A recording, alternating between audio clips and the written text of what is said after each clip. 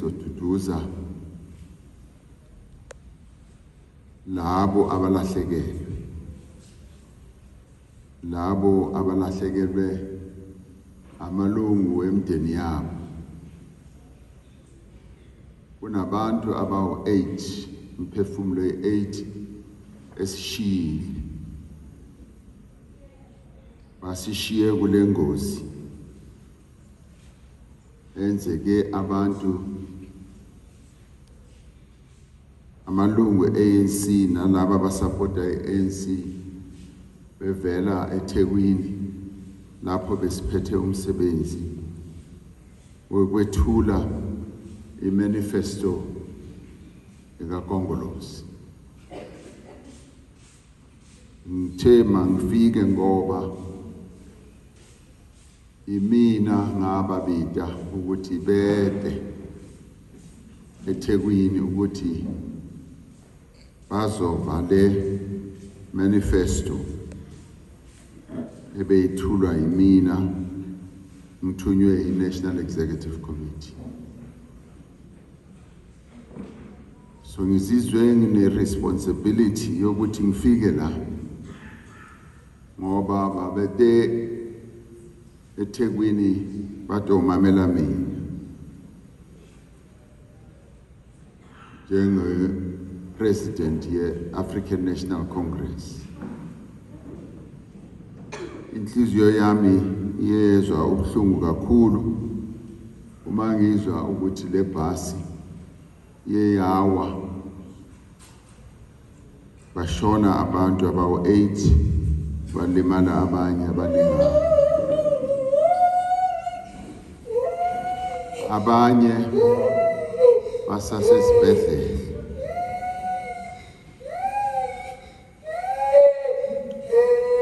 Silapha njengeyinkokheli ze-ANC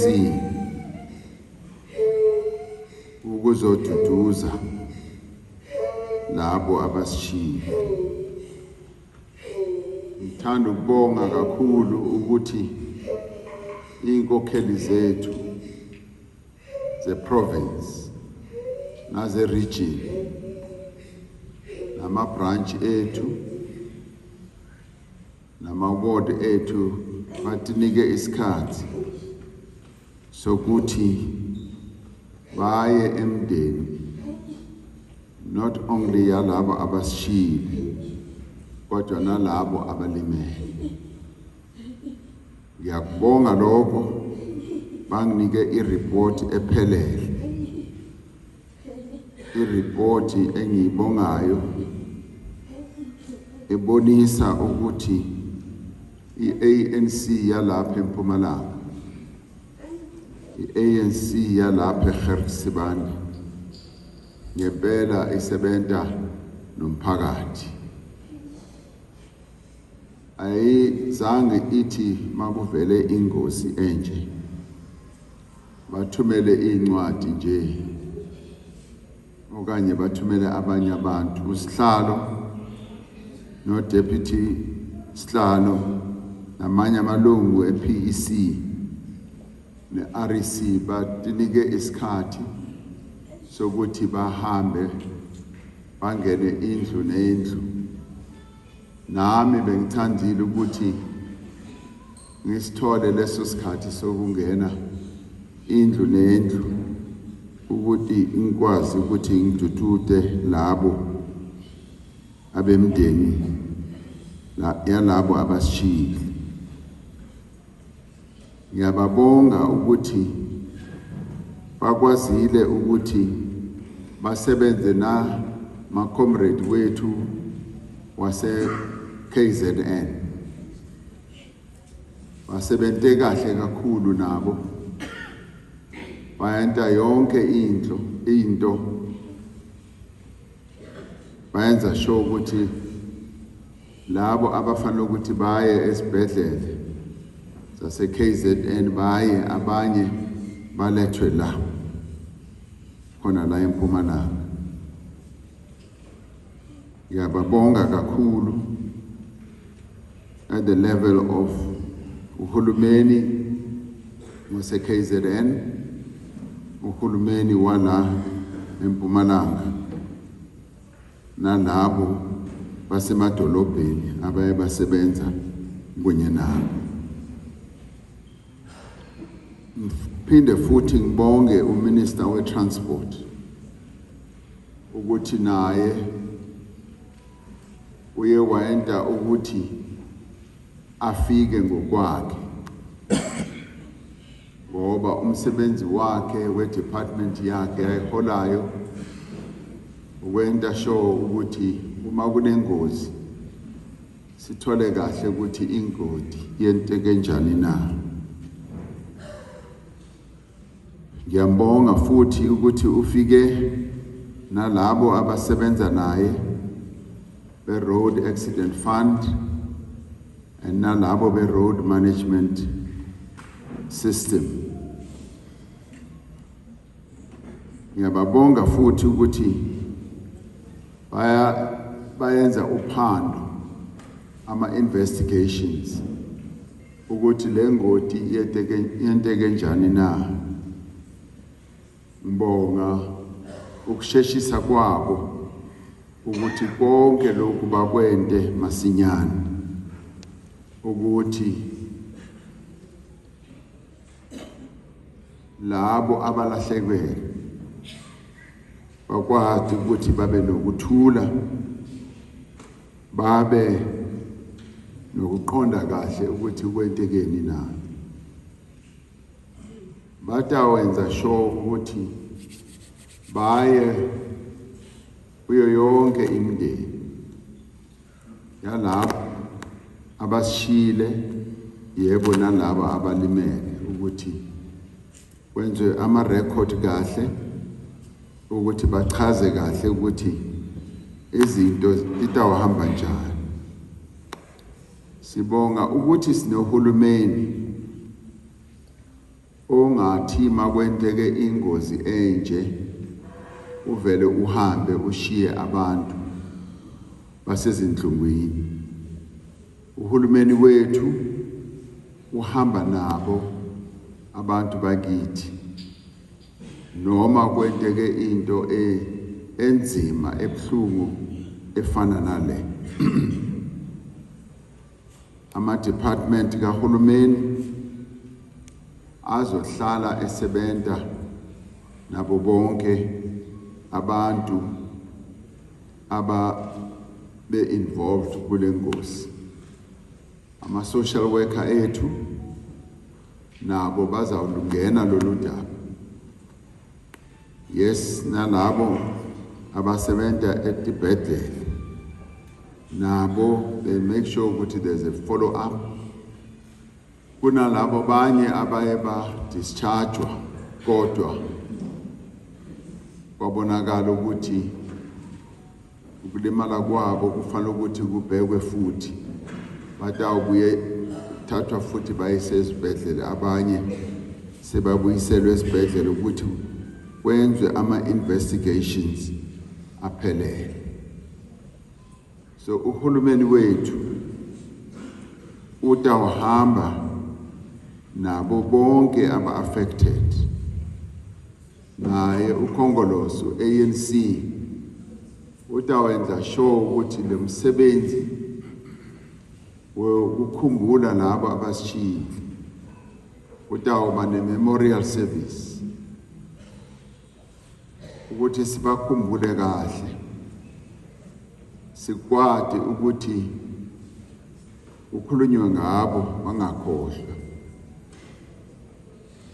ngoba akwehlanga okungayihliyo. Noma bayobekwa i-ANC itawuba khona. Sitawenza sure ukuthi wonke umthwalo wokuyobeka labo abasishiyile uzoba usemahlombe ka-ANC. Asemva kaloko sitayenza sure ukuthi silekelele imindeni. Sekubhalwe i-report enginikwe yona, i-report ebonisa ubunzima nezidingo zomndeni nomndeni. Uhulumeni wethu through ama department afana nabo social development batawenza yonke into efanele ukuthi yentiwe ukuthi siphethe zonke izindlela. Kuzawucheckwa ne counseling ukuthi ibe khona, kuzawucheckwa futhi nezidingo zosuku nosuku ukuthi sincede lokho kudawentiwe. Uhulumeni wethu we-province utayenza sure ukuthi silandele yonke into. Thanda ukuthembisa ukuthi uhulumeni wethu ngeke ashiye labo bantu abebekhona kulelo bhasi abalimala nalabo abashiya ukuthi silishiye nje ethubeni emoyeni. Uhulumeni wethu utawulandela yonke into efanele ukuthi yentiwe. Uma kunokuphazama ngoba empilweni ngezinye izikhathi kwenzeka ukuthi abantu baphazame bangakwazi ukufeza zonke izinto ezifanele ukuthi zentiwe. Usihlalo weprovince ukhona, unobhala kaKongolosi Comrade Chirwa ukhona. Izindawo lezo asifanele ukuthi batholwe kuzo ziyaziwa, bazawukwazi ukuthi babe khona bamamele noma eziphi izikhalo ezingahle zibe khona. So ngithi ke sivelelwe ingozi enkulu. Bengitshela ama-comrade ukuthi kwangathi lezi ngozi lezi ziyasilandela. Eminyakeni edlulileyo ikhosatu yathi mayiphethe irally ye-Workers' Day, ibhasi lonke beliphethe abasebenzi lawela edamini eFree State. Baswela abasebenzi I think about 21. Sezwa ubuhlungu kakhulu. Just this year, umasibane January 8, bathe amalungu ANC mabebuya ku January 8 bebephethwe khona la. Bathi mabebuyele ekhaya ibhasi yabo beya ku January 8 ibhasi yabo nayo yaba involved ku accident. Nalapho ngazinika isikhathi ngaya eLimpopo la bebevela khona ayobona abemndeni wakhona kwabo bonke labo basishiya. Kwaba buhlungu kakhulu, nanamhlanje kubuhlungu kakhulu kuthina si-African National Congress ukuthi uma sinemisebenzi emikhulu kangaka kuba nengozi evelayo esilandelayo isuke futhi isule lo msebenzi omuhle ebesikuwo. Yebo besemsebenzini omuhle eThekwini, kodwa namhlanje siney'nyembezi, siyakhala ngoba labo abasishiyile ingxenye yethu. Siva ubuhlungu kakhulu ukuthi basishiyile ngoba bebengamalungu e-ANC bebengabantu abazimisele ukuyisa lo msebenzi esikuwo phambili. Sishiwe amalungu ANC awu-8. uRose Maseko usishiyile, uSombu Phakathi usishiyile, uAnele Nhlabathi usishiyile, Mpume Nhlabathi usishiyile. Lapha bakaNhlabathi abomndeni oyi-1 sishiwa imphefumulo emibili ephuma emndeni oyedwa. Kuba buhlungu kakhulu kithi. Intombi zodwa amantodzela naye usishiyile. uMakhosi Mahlaba naye usishiyile. uZanele Khoza noSisekelo Simalani Shongwe walapha eMayflower naye usishiyile. Abalimele baningana, ngeke ngikwazi ukuthi ngibabale bonke. Sizwa ubuhlungu kakhulu nakulabo abalimele. Sithanda nje ukubonga ukuthi labo abalimele sikwazile ukuthi sibayise emakliniki ezibhedlela. Amakliniki wethu asebenza kahle. Onesi nodokotela bawondla abantu bethu kahle nasezibhedlela. Kube isikhathi esibuhlungu kakhulu uma imindeni yalabo abasishiyile aba-8 beya emamochwari bayokhomba amalungu emindeni yabo ukwenza ukuthi yebo baconfirme ukuthi basishiyile. Kube isikhathi esibuhlungu kakhulu. Ngibonga nje ukuthi inkokheli zethu la eMpumalanga abanye bayabazinika isikhathi ukuthi babe esedude ukuthi bakwazi ukuthi yes baduduze amalungu alezo ifamily.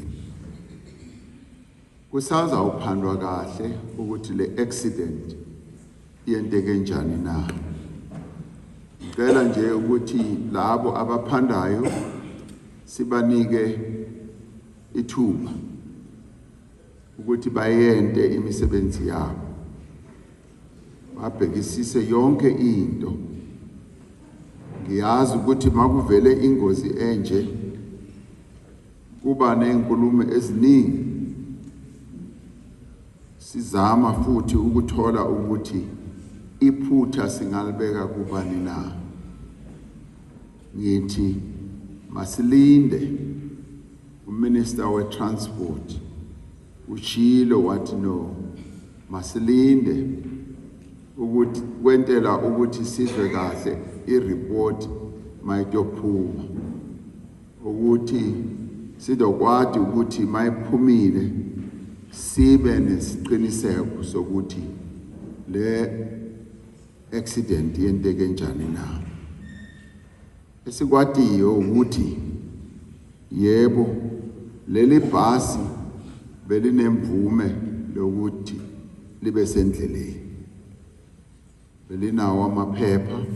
Uma bephenya masinyane bathole ukuthi belinawo amaphepha, no driver wayenazo ilicense zakhe zizonke ezifanele ukuthi abe nazo.